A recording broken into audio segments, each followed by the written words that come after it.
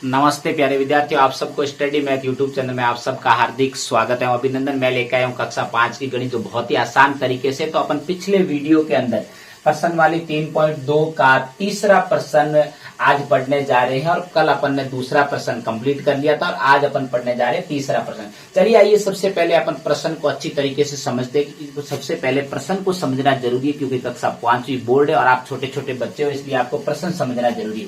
तो चलिए प्रश्न को समझते हैं कि प्रश्न क्या लिखा हुआ है कि छाया ने 20 कॉपियां 360 रुपए में खरीदी।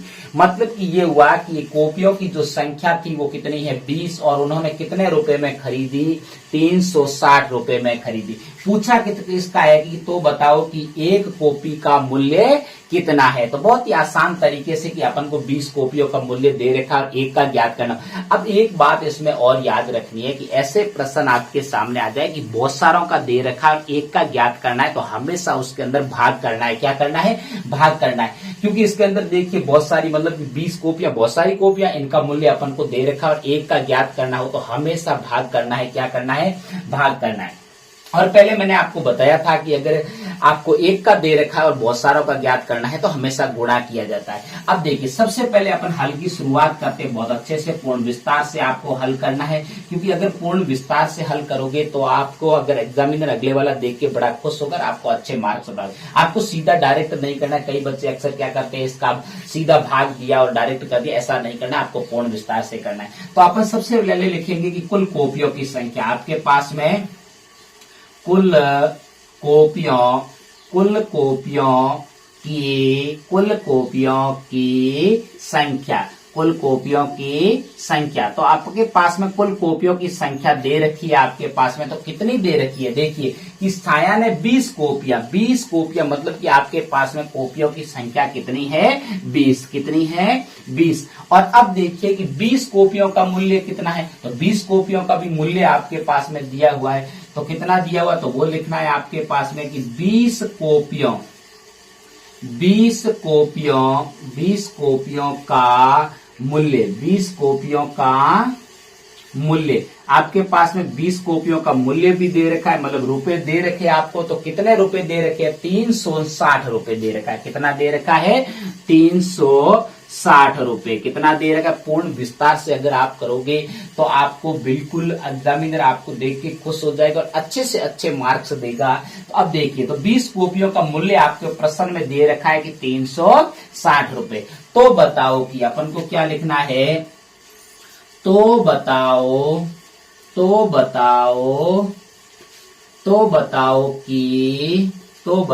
कि एक कॉपी, किसका? एक कॉपी का अपन को मूल्य चाहिए। एक कॉपी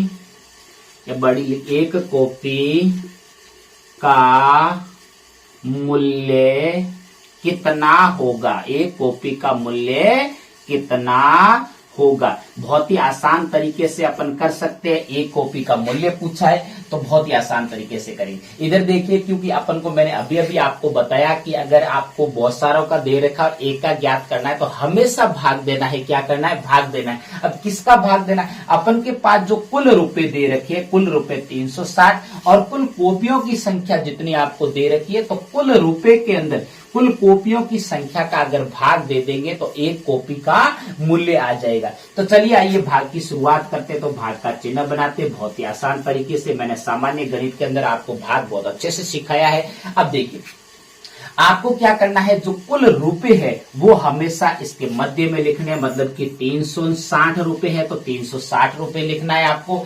और कुल कॉपियों की संख्या कितनी है? तो 20 है तो 20 आपको लिखना है, भाजक के अंदर लिखना है। मैंने पहले भी आपको बताया था कि बाहर की संख्या भाजक कहलाती है और मध्य की संख्या क्या कहलाती है?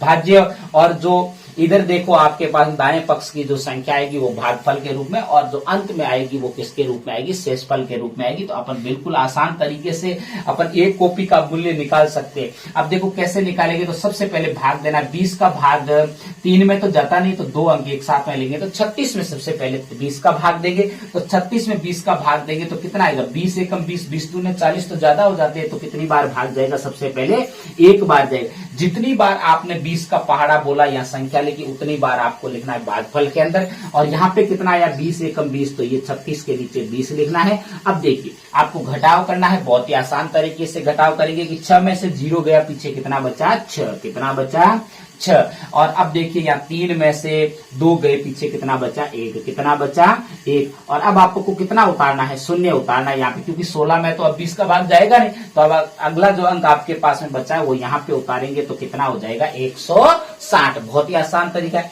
अब 20 का पहाड़ा बोलो 160 से ज्यादा नहीं होना चाहिए, तो 20 आठे 160 होता है। कितना होता है 20 आठे 160 होता है, कितना होता है 160। अब 160 में से 160 गए, पीछे क्या बचा 0। तो आपके पास में एक कॉपी का मूल्य आ गया है, कितना आया है 18 रुपए। जो भागफल में संख्या आती है वही एक कॉपी का मूल्य होता है। अब आपको क्या लिखना है, अत्तर की लाइन लिखना है। क्या लिखना है, और अत्तर की लाइन लिखना जरूरी है। जो बच्चा अत्तर की लाइन नहीं लिखता है तो उसके भी आपको पूर्ण विधि से ये नहीं माना जाएगा जो आपने क्वेश्चन हल किया है। तो आपको अत्तर की लाइन लिखना जरूरी है। तो अतः की क्या लाइन लिखना, अतः एक कॉपी का मूल्य, अतः